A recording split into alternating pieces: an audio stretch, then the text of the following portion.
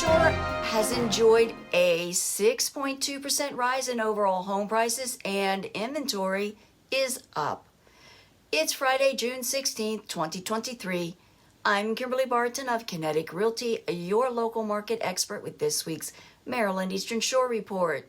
Subscribe to stay updated on our local market and let me know what you want to know. Caroline County remains unchanged with a median price of $304,500.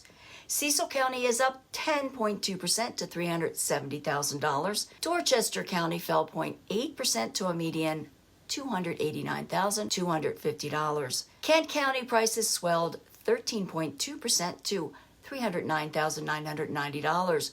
Queen Anne's County rose 9.3% to $475,000. Somerset County fell 20% year-to-date to a median price of $180,950. Talbot County is up 4.4% to $480,000.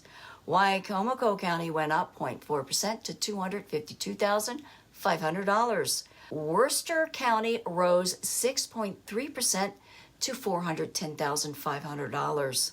Homes available on the Maryland Shore rose to 1,100, while 123 properties sold in 7 days at 100% list to sold ratio. The highest priced home was in McDaniels for $2,400,000.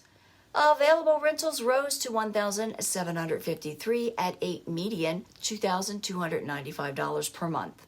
That's a wrap for this week's Maryland Eastern Shore Report for Friday, June 16th, 2023.